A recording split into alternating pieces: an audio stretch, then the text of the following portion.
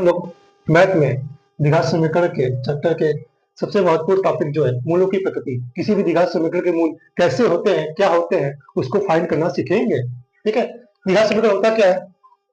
A square plus B X plus C equal to 0।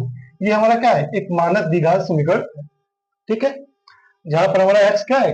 चर है, और ए बी सी क्या है? हमारा अल्फाबेटिक वैल्यू है। ठीक है, अब इस द्विघात समीकरण के रूप में से हमें क्या करना है? उसके मूलों की प्रकृति ज्ञात करना है। हमें पता है कि किसी भी द्विघात समीकरण के क्या होते हैं? दो मूल होते हैं,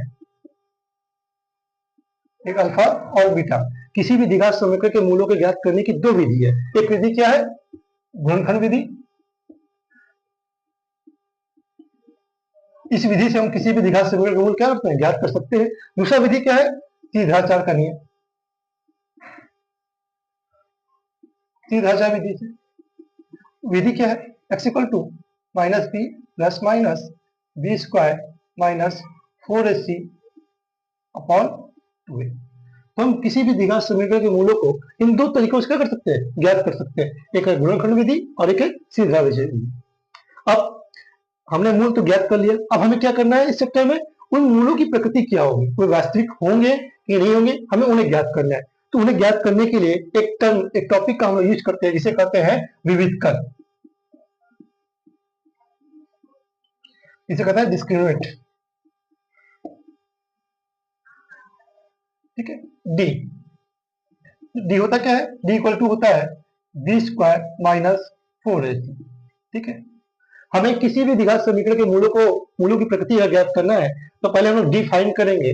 अब डी फाइंड करने के बाद हम ये देखेंगे कि डी की वैल्यू क्या आ रही है।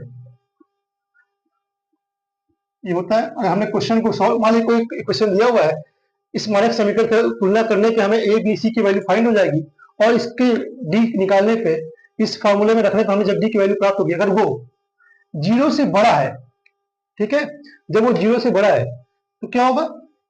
उसके दो भिन्न मूल्य प्राप्त होंगे। ठीक है, साथ ही साथ वो मूल्य क्या होंगे? वास्तविक होंगे। दूसरा कंडीशन क्या है? अगर डी की वैल्यू हम लोगों ने निकाला, कैसे? ए बी सी की वैल्यू कहां से मिलेगी? कोई भी समीकरण दिया रहेगा, उसकी तुलना हमेशा क्या करेंगे? मानक समीकरण से करने पे हमें ए बी सी की वैल्यू फाइंड हो जाएगी। ठीक है, अगर डी की वैल्यू निकाले वो क्या हो? 0 के बराबर आ जाए।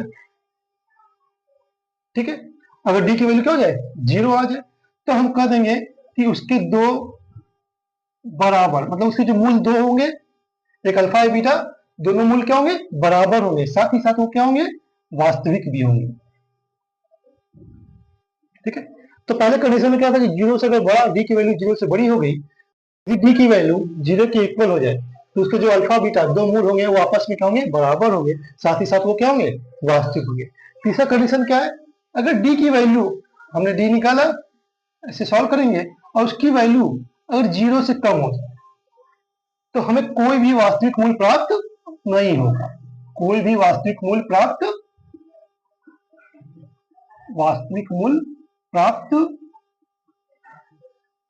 नहीं होगा।